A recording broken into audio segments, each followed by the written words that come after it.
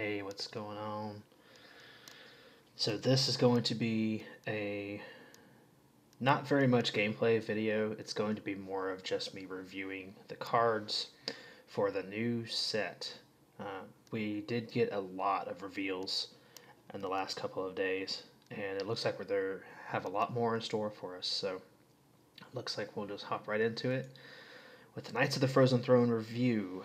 I think I actually have 9 cards here. And this is just from the past couple of days. It doesn't include anything that happened actually today. I haven't had a chance to look at any of the new stuff. But this is going to be somewhat of a brief review, but I'm actually going to try to explicate as much as I can on the cards that were showing up this week so far. So I hope we're excited about the new expansion. I definitely am. Some of these cards look very promising. Excuse me. And so I'm looking forward to playing with all of these different decks just because a lot of these cards are really interesting and new. And we're going to hop right into it with Icebreaker. It's a 3-mana 1/3 Shaman weapon. Destroy any frozen minion damaged by this. So it immediately strikes me as one of those cards that kind of fits in a archetype of shaman that is more of a control. The problem is that there's barely any freezing effects available for shaman. You have Frost Shock, you have Glacial Shard, and you have Frost Elemental. So those are the only freezing effects that are available. Ironically, there are 6 of those that have a Battlecry freeze, and then there's 3 charges for 2 of these weapons. So you have potentially 6 freezes for 6 charges with all the cards that have been released already. So the possibility is there. You just have to build your deck to have entirely those cards. We haven't seen any of the rest of the set yet, so we might be seeing some more cards in Shaman that actually freeze minions. So that will be pretty cool to see. I'm not exactly sure how good it's going to do, but this is kind of like a weaker Hex. Because Hex is a spell you can just play on a big minion without freezing it and basically do the same as destroying it. And there's all sorts of other weapons that Shaman can utilize that are better in the run to use for tempo.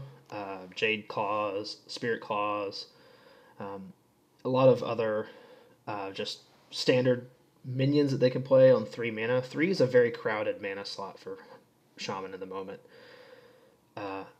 They can't really utilize freeze all that much either, so we'll see where this card takes us, but it looks like we're going to have to see the rest of the set first before I can evaluate the card properly. But on my initial impressions, it's got good synergy, but it may not be fantastic. This is obviously a very terrible card in Arena. So the next card is Plague Scientist. It's a 3-mana 2/3 rogue common minion. It has a combo to give a friendly minion poisonous. Now, this card is actually kind of hard to evaluate because in Arena it's obviously really good because you're guaranteed to have something in Arena more often than you are in Constructed. So you can utilize the effect of trading up with a weak minion or a token, but you can also utilize some pretty interesting effects from other minions. Like, this is obviously really good on minions like Jade Swarmer. It's a 1/1 with stealth is really good to have poisonous. And the Death Rattle to summon a Jade Golem is really the plus side on that. It's also very good with cards like Wild Pyromancer. You just play Wild Pyromancer and then Plague Scientist and play any kind of cheap spell that rogues have access to, and you clear the board. Yeah, it's a 3-card combo to clear the board, but rogues should probably utilize it pretty well. There's a lot of card combos that Rogue tries to use that utilize 3 mana, like Van Cleef. So it's probably not that bad to use. It's obviously broken with Stone Tusk Boar. So it's a 4-mana Assassinate to kill whatever you want. And I kind of think that Stone Tusk Boar is actually the reason why Ben Brode said that it was one of the worst offenders at hindering card design because of cards like this, because they can't really make a card like Plague Scientist cost 2 mana even though it has combo, because Stone Tusk Boar exists in the game. So they had to increase the mana. I mean, that's my opinion. The reason it costs 3 mana is specifically because Stone Tusk Boar exists.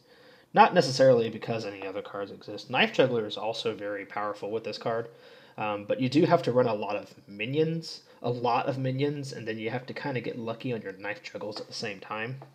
So it may or may not be too strong, but it is probably going to be fun to play with. It's kind of like Shaku. I kind of think of Shaku the same way, where it's really fun to play with. So you can utilize this in just about any stealth minion, by the way. So that works out pretty well for rogues, and obviously it's really good in Arena. Hunters actually get a new legendary. It is Professor Putricide. I mean, I say hunters get a legendary. Every class gets a legendary, but they get a secret legendary in this expansion. After you play a secret, put a random hunter secret onto the battlefield. A 4-mana 5/4 stat line is very strong for Hunter. It's not a beast, of course. It's Professor Putricide. So the secret synergy is interesting because it's encouraging a slower kind of combo-y version of Hunter. And it's very random because if you have 2 secrets in your hand that you want to play with this card, let's say you have like a Freezing Trap and Explosive Trap. If you play Professor Putricide, if you play Freezing Trap, and then he gives you Explosive Trap. So you can't play your Explosive Trap to trigger another secret. So you're kind of stuck in the water with that one. Of course, he could just put up something like a Snipe, and then you can play your Explosive Trap, and then he puts up a Snake Trap or something. So you can real quickly flood out the board with this card. Plus, this is a very good follow-up to the 3-mana minion that you get from the Karazhan adventure, which makes all your secrets cost 0. So there's a pretty nice combo you can get with this card. Whether or not it's any good, it's actually going to be something we will be keeping an eye on because it's not very easy to evaluate. But it is an aggressively statted minion for Hunter, which is probably what Hunters are looking for, with a slow effect. So we'll have to see. But for right now, I think the card's actually kind of okay. It's not fantastic. It's not super good. But it's not terrible. It has its advantages. And summoning a bunch of Hunter secrets in one turn isn't necessarily the same as summoning a bunch of Paladin secrets. Then mages can constantly generate their own secrets. So you're kind of just stuck with whatever you put in your deck. And Secret Hunter was pretty successful in the Karazhan days, so we might actually see a resurgence of that with this card. You'd put it in the Control Hunter deck for sure. You'd put it the same with Deathstalker Rexar. With this and Rexar, we have both of the Hunter legendaries revealed. So it'll be some interesting plays to go through with that. And speaking of legendaries, we'll move on to the next one, which is Blood Queen Lana'thel. 5-mana 1/6 Warlock legendary minion. So this is the Warlock minion with Lifesteal. I'm not sure if it's going to be the only card in Warlock with Lifesteal. I actually hope it's not, because Lifesteal in Warlock will be very, very strong. Having it on this card, it's interesting. The card obviously has a very bad stat line, but the rest of the effect reads has +1 attack for each card you've discarded this game. So this effect can actually have it's a very profound effect. It's a constant effect. It doesn't matter if the card is on the field or in your hand or in your deck. Every time you discard a card, it gains +1 attack. When you discard your whole hand, it gains 1 attack for every card discarded. So it obviously has some good synergies with Soulfire, Doomguard, Lakari Fellhound, and the other cards that use discard. You'd obviously use it in a discard Warlock deck. You'd obviously use it in Quest Warlock. Whether or not this helps to push a Quest Warlock deck to be viable is a different question. The viability of a Quest Warlock deck is actually kind of on the cusp of being very powerful. It just needs that one little thing to push it over the top. Is it this card? We don't know. We'll have to wait and see. It does have some very profound implications, because if it comes onto the board as a 5-mana 1/6, your opponent's not going to attack into it. And then all of a sudden you discard 3 cards the next turn. Suddenly this is a 5-mana 4/6 that can attack and then heal your hero. The cool thing about this card is that it actually has some sleeper value in an aggro version of the deck, because you can utilize the health gain to keep drawing cards. But it's obviously a very good fit in control as well. So kind of like the variants that run a bunch of like Twisting Nethers and Dooms, and really kind of utilizes... it's a very cool card, and it utilizes a lot of your other spells in the same time. I mean, buffing the minions obviously very powerful, even if you don't actually have the extra attack boost. So I actually really like the card. I really like it in a creator sense, and I really like it in a playability sense. I think you could actually fit this card in just about any Warlock deck that runs any kind of discard whatsoever. Even if it's just a Soulfire. Even if it's just one Soulfire, you can fit this card in that deck. Even a 2 health... If you were just going to heal for 2 every turn, I think that's spectacular, because it nullifies the damage that your hero power has done up to that point, and it also helps to stabilize your hero for the late game. As long as you don't die the turn you play it, this card is actually pretty powerful. I think it's a very good card, and I will be looking forward to playing it in my Kazakus Warlock deck. So that'll be pretty interesting. We'll wait and see about that one. And a warrior get a new weapon, Blood Razor. It immediately reminds me of Death's Bite, where a 4-mana 4/2 with a Death Rattle to deal 1 damage to all minions. This card loses in the initial attack, but it gains the initial Whirlwind. So with the Battle Cry, deal 1 damage to all minions. It basically is kind of like a 3/2 weapon. Even if it's only on 1 minion, it's a 4-mana 3/2. It's not fantastic, but it is like another Fiery War Axe in that regard. But the Whirlwind effect has some serious synergies with the other cards that Warrior can utilize, like Acolyte of Pain, like it activates your Armor Smith, and you can use this to prep up your King Mosh, which is what people have been waiting for since the rotation from Death's Bite. So you can use it to activate Grommash and King Mosh. So it's a really cool card, and I think it's going to see a lot of experimentation. It's obviously good in Arena. Weapons that do 1 damage in Arena are very good. It's a weapon by itself. It's a common. You're probably going to see it a lot. And I neglected to mention the Arena value of some of the other cards here, but the 2 legendaries, they may or may not be good in Arena. Blood Queen Lana'thel may be, but maybe not Putricide. It's 4-mana 5/4. It's okay. And then I have Mountainfire Armor. This is actually a minion. I thought it was a spell at first when I saw the effect. Until I saw the effect, I was like, wait, a spell? A Death Rattle? It's a 3-mana 4/3 warrior minion, and this is a very unique Death Rattle in that it only activates if it's your opponent's turn. So 3-mana 4/3, the Death Rattle, if it's your opponent's turn, gains 6 armor. Now, gaining 6 armor on 3 mana is actually really good. Considering the fact that you're getting a 4/3 body at the same time. And that's actually very good. The problem is it's conditional on your opponent, whether or not he has the right to control, he or she has the right to control whether or not you gain the armor. They could just ignore it. You can kind of encourage the armor gain by giving the minion taunt. Or being a 4/3 stat line is very aggressive, probably requires something like a answer to it. You could possibly utilize this in a more tempo version of Warrior that runs cards like Shield Slam for removal. So it might be good to use. It's just like adding Shield Block to your deck, but the Shield Block also gives you a 4/3 instead of drawing a card. So it might be alright in Control Warrior. The dream is in Control Warrior that this thing kills a minion from your opponent and then gaining you the armor. So it we'll just have to wait and see if this card's really all that powerful. But my initial impression of it is that it's okay. It's not fantastic. Then we have Nerubian Unraveler. So 6 mana, 5/5. Spells cost 2 more. Now, that is all spells cost 2 more, just to clarify. Your spells, your opponent's spells.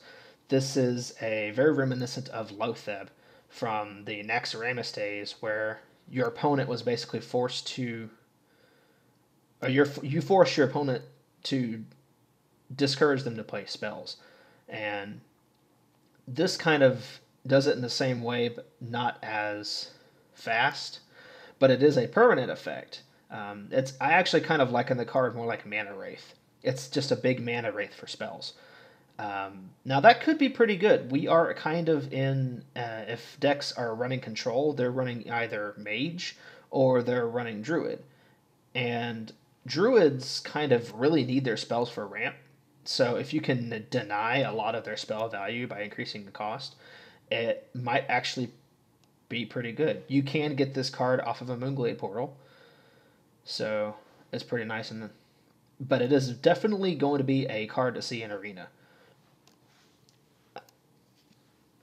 And it definitely, if you play this card on 6, even if your opponent has a Firelands portal, they can't use it right away to remove it, or they have to spend 9 mana to do it. So I think it's all right. It's all right. It's a good counter card for sure. Depends on how the meta shifts. If the meta shifts to a more spell heavy deck, which we might end up seeing with a lot of these freeze decks,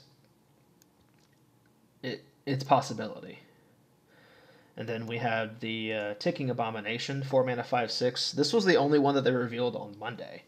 And a lot of people were kind of disappointed that they didn't have any other reveals that same day. It took them a while to get going with their partners, and Blizzard did apologize for that.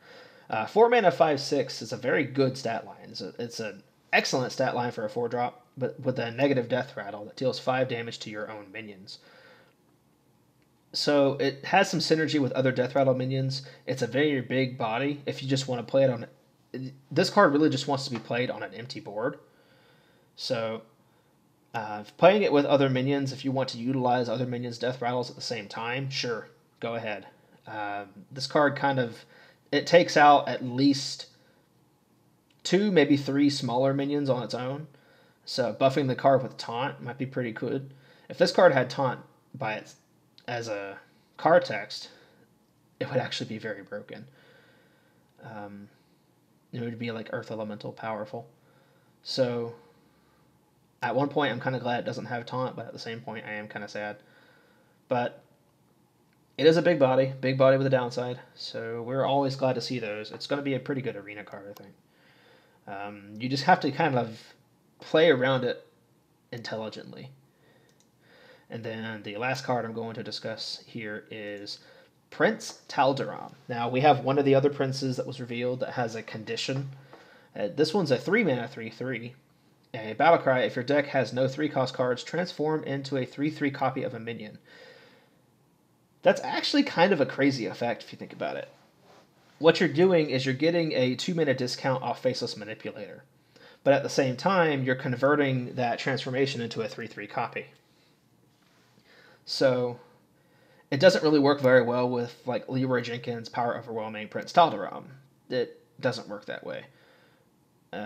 You would just have a 3/3 with charge. That's all you would have. So you really want to play this card on a minion that's a little bit slower, like Tyrian Forgering. You'd really want to play it on cards like Ysera, Malagos, other cards that have long-standing effects or very powerful death rattles. Taunt's just kind of weak. Stealth is also kind of weak. You could prep it with a stealth, though. There might be some situations where that could pop up. Now, the other question is the condition. Do you really want to play a deck with no 3-cost spells or 3-cost cards at all? Absolutely not. Good news, you don't have to. This card doesn't necessarily want to be played on turn 3. So you might be able to utilize playing out the rest of your deck, drawing all your 3-cost spells, maybe even running like Nessingwary. Nessingwary? What am I thinking of? Well, anyway, removing all the 3-cost spells in your deck, 3-cost cards or less in your deck, and then playing Prince Taldaram might actually be a pretty cool strategy. So, oh, Hemet Jungle Hunter. I had the right name. Sorry about that. But this is a pretty cool card to use. Like, you can even put it on a Savannah Highmane, or you can put it on just about any card that gets value by itself without relying on a battle cry or some crazy synergies. So yeah, I think this card is actually really cool, and this is probably going to be seen a lot in some of the slower control decks. There's not a whole lot of decks that utilize very powerful 3-drops, with the exception of Hunter and Shaman, maybe Priest. There are some very key cards that are in the 3-drop slot that people won't want to rotate out because of this, and replacing a card in your deck with a card that is a discounted transform may or may not be, because a lot of control decks are very finely tuned, so you might not want to get a Faceless Manipulator effect off of that if you can't utilize it right away. Of course, one of the exceptions, like I mentioned, is something like Tyrian Forging. I think it would have to be on maybe Tyrian Forging value for this card to see a lot of play. Otherwise, you would just put it on something like a Taunt, something like a Death Rattle Summon 2/1/1s. You're making a copy of a minion that's already on the board, so it doesn't necessarily have to be a vanilla minion. If it could be a minion that's already adapted, and then you can play Prince Taldaram on the adapted minion, and then it takes over those adaptations. So having things like Divine Shield or the Death Rattles, or the Stealth, or the Can't Be Targeted really makes it kind of a little bit better in that regard. But that is all the cards I'm going to reveal in this little stream here. I look forward to playing with the new set, and I can't wait to see what else comes of it. So I appreciate everybody for tuning in. I am not going to be doing any gameplay today. I am kind of in the mix of making something new for my stream. I did have a little bit of an inspiration, but at the moment it's not fully set up. So I do appreciate everybody for watching, and I hope to see you online. And we will have some new announcements coming in the future, so please stay tuned. Thank you very much.